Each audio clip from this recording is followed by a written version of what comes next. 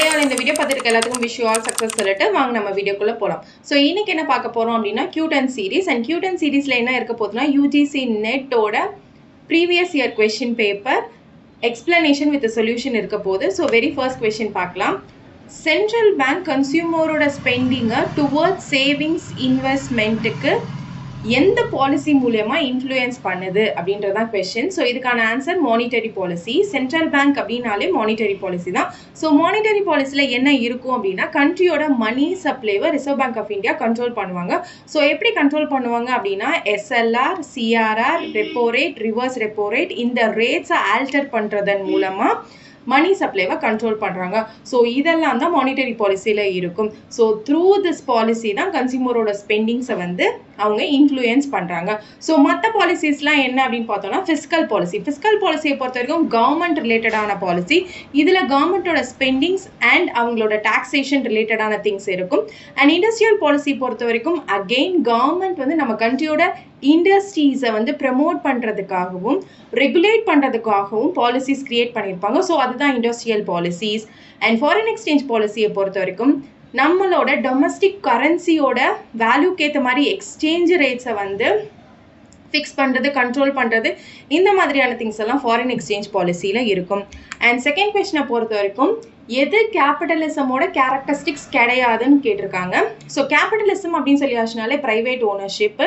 ஒரு இண்டிவிஜுவல் அவங்களோட ப்ராஃபிட்டுக்காக அவங்க ஓன் பிஸ்னஸ் ரன் பண்ணுறாங்கன்னா அதை தான் நம்ம கேபிட்டலிசம்னு சொல்லுவோம். ஸோ உங்களோட கண்ட்ரி அந்த மாதிரி இருந்துச்சு, அந்த மாதிரி பீப்புள்ஸ் நிறைய இருந்தாங்கன்னா அதை கேபிட்டலிஸ்ட் கண்ட்ரின்னு சொல்லி எக்கனாமிக்கில் மென்ஷன் பண்ணியிருப்பாங்க. அண்ட் இங்கே ஆப்ஷன்ஸ் என்ன கொடுத்துருக்காங்க, வெரி ஃபர்ஸ்ட் வந்து individual or association behaviour with economic motive. As I said before, ஒரு இண்டிவிஜுவல் பர்சன் அவங்களோட ப்ராஃபிட்டுக்காக பிஸ்னஸ் ரன் பண்ணுறாங்கன்னா அது கேபிட்டலிசம். ஸோ ஃபர்ஸ்ட் ஒன் வந்து characteristics of capitalism. Second one வந்து என்ன கொடுத்துருக்காங்க அப்படின்னா கண்ட்ரியோட மேஜர் ப்ரொடக்ஷனில் கவர்மெண்ட் வந்து கண்ட்ரோல் பண்ணுறாங்க இல்லை ஃபுல்லாக ஓன் பண்ணுறாங்க அப்படின்னா அது கேரக்டரிஸ்டிக்ஸான்னு கேட்டிருக்காங்க. ஸோ அது கேபிட்டலிசமோட கேரக்டரிஸ்டிக்ஸ் கிடையாது. ஏன்னா கவர்மெண்ட் இன்டர்வென்ஷன் இதில் இருக்குது. ஸோ கவர்மெண்ட் இன்டர்வென்ஷன் இருந்தாலே அது சோஷியலிசமாக போயிடும் ஆர் மிக்சட் எக்கனாமியாக போயிடும். அண்ட் தேர்ட் ஒன் என்ன கொடுத்துருக்காங்க அப்படின்னா ப்ரொடியூசர், கன்சியூமர், எம்ப்ளாயி இவங்க அவங்களுக்குள்ளார லிமிட்டட் ரிசோர்ஸஸை வந்து அவங்களுக்குள்ள கம்பீட் பண்ணிக்கிறாங்க அப்படின்ற மாதிரி கொடுத்துருக்காங்க. ஸோ ப்ரொடியூசர், கன்சியூமர், எம்ப்ளாயீஸ் இவங்க இண்டிவிஜுவலாக ஒர்க் பண்ணுறாங்கனாலே அதுவுமே கேரக்டரிஸ்டிக்ஸ் ஆஃப் கேபிட்டலிசம் தான். அண்ட் ஃபோர்த் பாயிண்ட் என்ன கொடுத்துருக்காங்க அப்படின்னா ப்ரைஸ் இந்த இன்விசிபிள் ஹேண்டுன்னு கொடுத்துருக்காங்க. அண்ட் பிளேஸ் ப்ரிடாமினன்ட் ரோல்னு கொடுத்துருக்காங்க. ஸோ சப்ளை டிமாண்டுக்கு ஏற்ற மாதிரி ப்ரைஸை ஃபிக்ஸ் பண்ணுவாங்க. இதில் கவர்மெண்ட்டோட இன்டர்வென்ஷன் எதுவுமே இருக்காது அப்படின்னாலே அது கேபிட்டலிசமோட கேரக்டரிஸ்டிக்ஸ் தான். அண்ட் தேர்ட் கொஷின் போகலாம். தேர்ட் கொஷினை பொறுத்த வரைக்கும் இண்டஸ்ட்ரியல் பாலிசியோட ஃபீச்சர் எது கிடையாதுன்னு கேட்டிருக்காங்க. ஸோ ஃபீச்சர்ஸ் அப்படின்னு சொல்லியாச்சுன்னா சின்ஸ் 1991 இண்டஸ்ட்ரியல் பாலிசியோட ஃபீச்சர் இதெல்லாம் தான் இண்டஸ்ட்ரியல் பாலிசியோட ஃபீச்சர்ஸாக இருந்திருக்கு. ஸோ ஃபர்ஸ்ட் ஒன் வந்து லிபரலைசேஷன் அண்ட் டீரெகுலேஷன். 1991 முன்னாடி நம்ம வந்து எந்த இண்டஸ்ட்ரி ஸ்டார்ட் பண்ணாலும், மேனுஃபேக்சரிங் செக்டர் ஸ்டார்ட் பண்ணாலும் நம்ம கவர்மெண்ட் கிட்டேருந்து அப்ரூவலும் லைசன்ஸும் வாங்கணும். ஸோ அது நிறைய ப்ராசஸ் கொண்டு போகிறதுனால நிறைய இண்டஸ்ட்ரீஸ் வந்து ஃபார்முலேட் பண்ண முடியாமலே போயிடுச்சு. ஸோ அதை வந்து 1991 அப்புறத்துலேருந்து ரெகுலேட் பண்ணியிருக்காங்க, விச் மீன்ஸ் டீரெகுலேட் பண்ணி லிபரலைஸ் பண்ணியிருக்காங்க. அது மட்டும் இல்லை, ப்ரைவேட் செக்டரை எக்ஸ்பேண்ட் பண்ணியிருக்காங்க. அதே சமயத்தில் பப்ளிக் செக்டரோட இன்டர்வென்ஷனை கொஞ்சம் ரெடியூஸ் பண்ணியிருக்காங்க. அண்ட் மேஜராக எதில் ஃபோக்கஸ் பண்ணியிருக்காங்க அப்படின்னா இன்ஃப்ராஸ்ட்ரக்சர் டெவலப்மெண்ட். அந்த இன்ஃப்ராஸ்ட்ரக்சர் டெவலப்மெண்ட்டுக்கு வந்து நமக்கு இன்வெஸ்ட்மெண்ட் வேணும். ஸோ ஃபாரின் இன்வெஸ்ட்மெண்ட்டை ப்ரமோட் பண்ணியிருக்காங்க. அண்ட் தென் எக்ஸ்போர்ட்ஸு, குளோபலைசேஷன் மேலேயும் ஃபோக்கஸ் பண்ணியிருக்காங்க. ஸோ இதெல்லாம் கம்ப்ளீட்டாக பார்த்தோம் அப்படின்னு சொல்லி பார்த்தோம்னா ஷிஃப்ட் டுவர்ட்ஸ் மார்க்கெட் ஓரியன்ட் எக்கனாமியாக ஷிஃப்ட் ஆயிருக்கு. எப்போக்கு அப்புறம் அப்படின்னா 1991 அப்புறம். ஸோ இங்கே இருக்க ஆப்ஷன்ஸ்லாம் என்னென்னு பார்த்தோம்னா scope of private sector has been enormously expanded. So private sector expand ஆயிருக்குன்னா that is feature of industrial policy. And second, public sector வந்து விட்ரா பண்ணியிருக்காங்க அப்படின்னா பப்ளிக் செக்டரோட ரோல் வந்து ரெடியூஸ் ஆயிருக்கு, அதுவுமே feature of industrial policy. And third one என்ன அப்படின்னு பார்த்தோம்னா இந்தியன் இண்டஸ்ட்ரி வந்து ஃபாரின் காம்படிஷனுக்கு அதோட எக்ஸ்போஷர் வந்து ஜாஸ்தியாக இருக்குன்னு சொல்லியிருக்காங்க. அதுவுமே சின்ஸ் 1991 இண்டஸ்ட்ரியல் பாலிசியோட ஃபீச்சர் தான். அண்ட் லாஸ்ட் பாயிண்ட் பொறுத்த வரைக்கும் monopoly dominant position for public sector.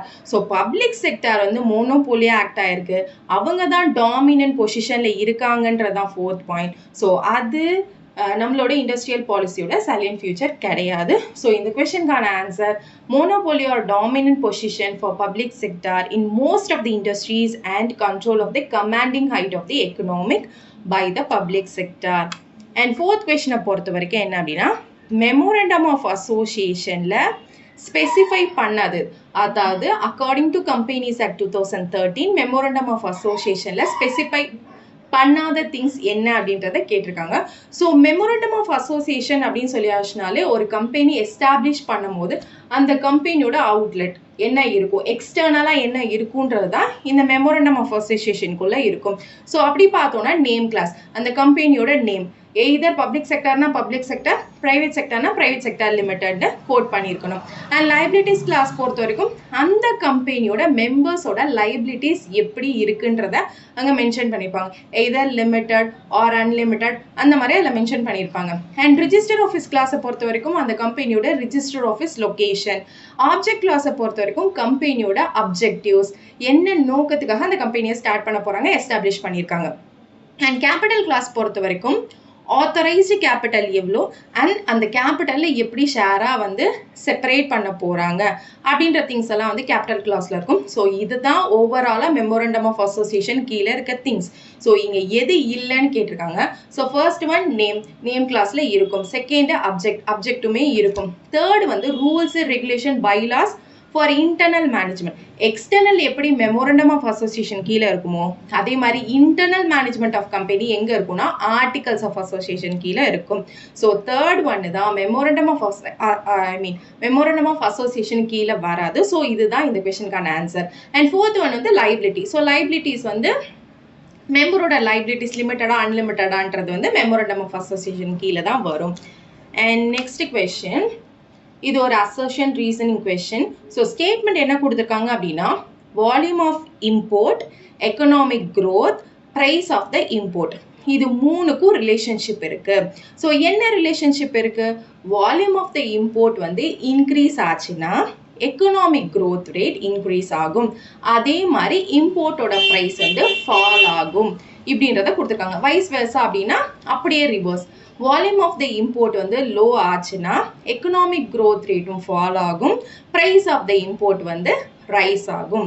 இதுக்கான ரீசன் என்ன அப்படின்னா ஹை க்ரோத் ரேட் இருக்கும் போது சிட்டீரியஸ் பேரிபஸ்ன்றது ஒரு Latin phrase.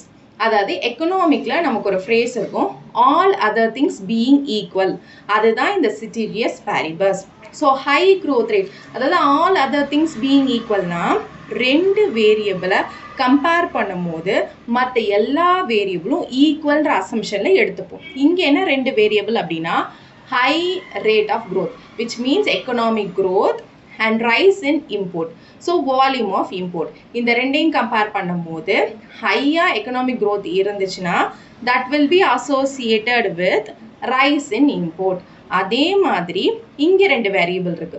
So increase in import, volume of the import increase ஆச்சுன்னா again all other things being equal எதோட அசோசியேட் ஆயிருக்கு, relative price of the import. So இம்போர்ட்டோட ப்ரைஸ் வந்து ஃபால் ஆகும். அதே மாதிரி ஸ்டேட்மெண்ட்ல மூணுக்கும் ரிலேஷன்ஷிப் இருக்குன்னு கொடுத்துருக்காங்க அண்ட் ரீசனும் அதுக்கேற்ற மாதிரி கரெக்டாக இருக்கு. ஸோ இதுக்கான answer both A and R R correct and reason is the right explanation of A. Sixth question பொறுத்த வரைக்கும் கன்சியூமரிசமோட ரிலேட் ஆகாத ஸ்டேட்மெண்ட் என்னன்னு கேட்டிருக்காங்க. கன்சியூமரிசம் அப்படின்னு சொல்லியாச்சுனாலே மார்க்கெட் பிளேஸில் கன்சியூமரோட இன்ட்ரெஸ்ட் அண்ட் ரைட்ஸை ப்ரொடெக்ட் பண்ணக்கூடிய கான்செப்டை தான் கன்சியூமரிசம்னு சொல்லுவாங்க. ஸோ இதில் எதெல்லாம் இன்வால்வ் ஆயிருக்கும் அப்படின்னா ஃபேர் ட்ரேட் ப்ராக்டிஸ், ப்ராடக்டோட சேஃப்டி அண்ட் ப்ராடக்ட் அட்வர்டைஸ்மெண்ட்டோட ட்ரூத்ஃபுல்னஸ் அண்ட் பிஸ்னஸ் பர்சனோட அக்கௌண்டபிலிட்டி. இப்போ ஆப்ஷன்ஸ் பார்த்துடலாம். ஃபர்ஸ்ட் ஆப்ஷன் என்ன கொடுத்துருக்காங்க அப்படின்னா கன்சியூமரோட ரைட்ஸையும் கேரண்டியும் என்ஷூர் பண்ணுறது தான் கன்சியூமரிசம். ஸோ இது கரெக்டு. அண்ட் தேர்ட் ஒன் வந்து கன்சியூமரிசம் அப்படின்னு சொல்லியாச்சுனாலே அவங்க ரைட்ஸை வந்து எஸ்டாப்ளிஷ் அண்ட் என்ஜாய் பண்ணுறதுன்னு சொல்லி அக்செப்ட் பண்ணிக்கணும் அப்படின்னு சொல்லியிருக்காங்க. So that is also right.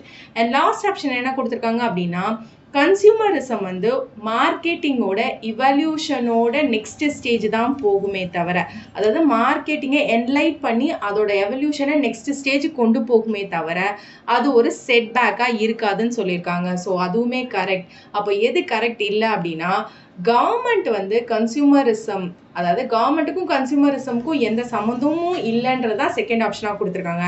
But consumer ரைட்டை protect பண்ணுறதுல மேஜர் ரோல் யார் ப்ளே பண்ணுவான்னா கவர்மெண்ட். அவங்க தான் நிறைய இனிஷியேட்டிவ்ஸ், ஆக்ட்ஸ் எல்லாம் பாஸ் பண்ணியிருக்காங்க. ஸோ இந்த கொஸ்டினுக்கான answer in the second point. Government does not have any role in the consumer protection as it is a part of business organization alone. Seventh question பொறுத்த வரைக்கும் நித்தி ஆயோக் எந்த அப்ரோச்சை வந்து அடாப்ட் பண்ணலன்னு கேட்டிருக்காங்க. கீழே கொடுத்துருக்க ஆப்ஷன்ஸ்ல எந்த அப்ரோச்சை அடாப்ட் பண்ணலன்னு கேட்டிருக்காங்க. So before that NITI Aayog அப்படின்னு சொல்லியாச்சுனாலே பிளானிங் கமிஷன் தான் இப்போ நித்தி ஆயோக்கா சேஞ்ச் ஆயிருக்கு. ஸோ 2015க்கு முன்னாடி பிளானிங் கமிஷனாக இருந்தது, இப்போ நித்தி ஆயோக்கா சேஞ்ச் ஆயிருக்கு. அண்ட் நித்தி ஆயோக்கோட ஃபுல் ஃபார்ம் என்னன்னு பார்த்தோம்னா national institution for transforming India. இவங்களோட 3 tier அப்ரோச் என்னன்னா 3-year action agenda, 7-year strategy and 15-year vision. இந்த 3 தான் 3 tier approach NITI ஆயோக்கோடது.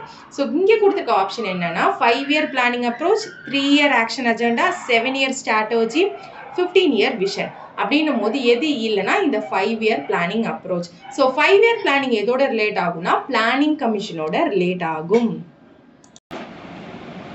8th question, accounting concepts related ஆன assertion reasoning question. accounting concept பார்த்தலாம். So first concept business entity concept. Business entity concept பொறுத்த வரைக்கும் ஓனரும் பிஸ்னஸும் வேற வேற. ஓனரோட பர்சனல் டிரான்சாக்ஷன்ஸை பிஸ்னஸோட புக்ஸ் ஆஃப் ரெக்கார்ட்ஸில் ரெக்கார்ட் பண்ண மாட்டாங்க. Second one money measurement concept. So பிஸ்னஸில் எந்த ஈவெண்ட் நடந்தாலும் அதை மணியால தான் மெஷர் பண்ணுவாங்க. சே ஃபார் எக்ஸாம்பிள் இப்போ குட்வில் எடுத்துக்கலாம். குட்வில் அப்படின்னு சொல்லியாச்சுனாலே name and fame of the company. So இதையுமே இங்கே மணியால தான் மெஷர் பண்ணியிருப்பாங்க. And third one going concern concept.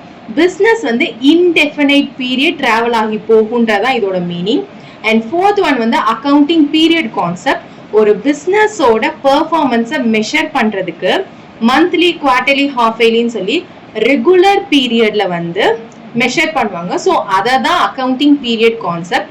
And cost concept பொறுத்த வரைக்கும் பிஸ்னஸ்க்காக நீங்க எந்த அசட் பர்ச்சேஸ் பண்ணாலும் அதை பர்ச்சேஸ் பண்ற பிரைஸ் தான் புக்ஸ் ஆஃப் அக்கவுண்ட்ஸ்ல ரெக்கார்ட் பண்ணுவாங்க. அதை தான் காஸ்ட்னு மென்ஷன் பண்ணுவாங்க. ஸோ அதுதான் cost concept. Dual aspect concept பொறுத்த வரைக்கும் 2 ஆஸ்பெக்ட் எப்பவுமே அக்கவுண்ட்ஸ்ல இருக்கும், டெபிட், கிரெடிட். ஸோ அதுதான் வந்து dual aspect concept. Revenue recognition concept பொறுத்த வரைக்கும் எதை ரெவென்யூவா ரெகக்னைஸ் பண்ணுவாங்கன்னா ரெவென்யூன்ற ஒரு விஷயத்தை ஏர்ன் பண்ண உடனே அதை ரெவென்யூவா ரெகக்னைஸ் பண்ணிடுவாங்க. ஃபார் எக்ஸாம்பிள் இப்போ நீங்க வந்து ரீசார்ஜ் பண்றீங்க, 1500 rupeesக்கு ரீசார்ஜ் பண்றீங்க ஃபார் 1 year அப்படின்னா அந்த 1 year சர்வீஸ் கொடுத்ததுக்கு அப்புறம் தான் ரெவென்யூவா அவங்க ரெகக்னைஸ் பண்ணுவாங்களான்னா கிடையாது. ஸோ நீங்க எப்போ 1500 rupees பே பண்றீங்களோ அப்பவே அதை ரெவென்யூவா ரெகக்னைஸ் பண்ணிடுவாங்க. ஸோ எப்போ ஏர்ன் பண்றோமோ பிசினஸ்ல அதை அப்படியே ரெவென்யூவா ரெகக்னைஸ் பண்ணிடுவாங்க. எய்தர் அந்த சர்வீஸை கொடுக்கணும் இல்ல அந்த ப்ராடக்டை டெலிவர் பண்ணணும் அப்படிலாம் கிடையாது. அண்ட் மேட்சிங் கான்செப்ட் பொறுத்த வரைக்கும் ரெவென்யூவையும் எக்ஸ்பென்சஸையும் மேட்ச் பண்றது matching concept. And objective concept பொறுத்த வரைக்கும் என்ன அப்படின்னா எந்த விதமான ரெக்கார்ட்ஸுமே அன்பயாஸ்டா இருக்கக்கூடாது, அதே மாதிரி எவிடன்ஸ் பேஸ் பண்ண மாதிரி ரெக்கார்ட் பண்ணணும். ஸோ அதுதான் அப்ஜெக்டிவ் கான்செப்ட். ஸோ இந்த கொஸ்டினை பொறுத்த வரைக்கும் அசெஷன்ல என்ன கொடுத்துருக்காங்க அப்படின்னா personal transaction of the owners of the business are not recorded in the books ன்னு கொடுத்துருக்காங்க. ஸோ பிஸ்னஸை பொறுத்த வரைக்கும் பர்சனல் டிரான்சாக்ஷன், ஓனரோட பர்சனல் டிரான்சாக்ஷனை ரெக்கார்ட் பண்ண மாட்டாங்கன்ற ஸ்டேட்மெண்ட் கொடுத்துருக்காங்க. அதுக்கான ரீசன் என்ன கொடுத்துருக்காங்கன்னா business entity concept. So business entity concept பொறுத்த வரைக்கும் பிஸ்னஸ் ஓனரும் பிஸ்னஸும் செப்பரேட்டட் ஒன்னு கொடுத்துருக்காங்க.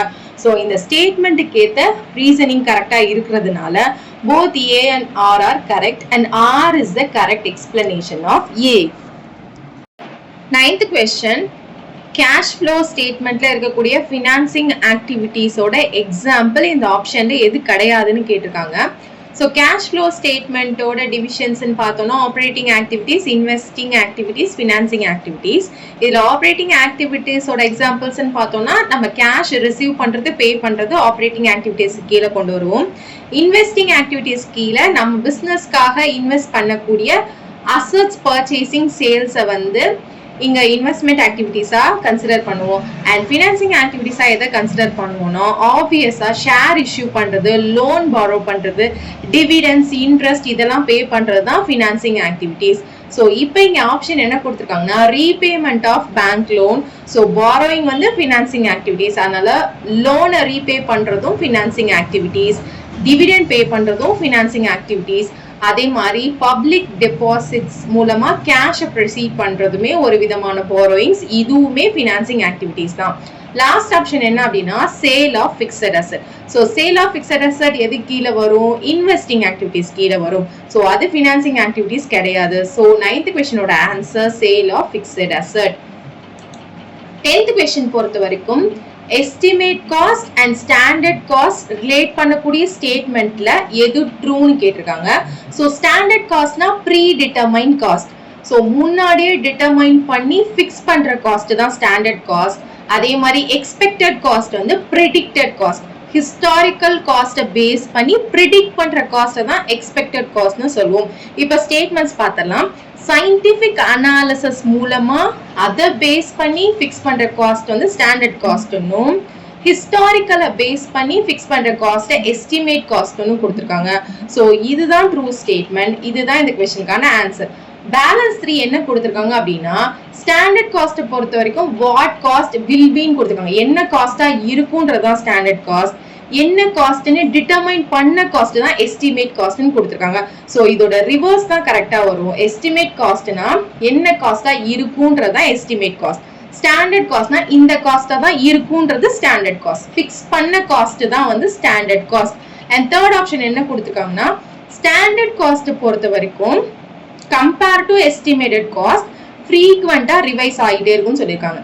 டெஃபினட்டா கிடையாது. எஸ்டிமேட்டட் காஸ்ட் தான் ரிவைஸ் ஆகிட்டே இருக்கும். ஸோ ப்ரொடக்ஷன் பண்ண according to the economic changes, technological changes, so labour இந்த மாதிரி ஏதாவது வேரியபிள்ல சேஞ்சஸ் இருந்துச்சுன்னா அதோட இம்பாக்ட் வந்து எஸ்டிமேட்டட் காஸ்ட்ல தான் இருக்கும். ஸோ அதுக்கேற்ற மாதிரி காஸ்ட் ரிவைஸ் ஆகிட்டே இருக்கும். ஸ்டாண்டர்ட் காஸ்ட் வந்து ஃப்ரீக்வெண்டா ரிவைஸ் ஆகாது. ஸோ இதுவுமே ட்ரூ ஸ்டேட்மெண்ட் கிடையாது. அண்ட் லாஸ்ட் ஒன் வந்து எஸ்டிமேட்டட் காஸ்ட் வந்து ஸ்டாண்டர்ட் காஸ்ட்டை விட ஸ்டேபிளா இருக்கும்னு சொல்லியிருக்காங்க. ஸோ இங்க என்ன சொன்னோம்னா ஃப்ரீக்வெண்டா எஸ்டிமேட் காஸ்ட் தான் சேஞ்ச் ஆகிட்டே இருக்கும்னு சொன்னோம். அப்போ ஸ்டாண்டர்ட் காஸ்ட் தான் ஸ்டேபிளா இருக்குமே தவிர எஸ்டிமேட் காஸ்ட் வந்து ஸ்டேபிளா இருக்காது. ஸோ இன்னைக்கான Q10 சீரீஸ் இதோட ஓவர் ஆகுது. இதுல வேற ஏதாவது உங்களுக்கு டீடைல்டு எக்ஸ்பிளனேஷன் வேணும்னா கமெண்ட்ல பிளேஸ் பண்ணுங்க. தேங்க்யூ.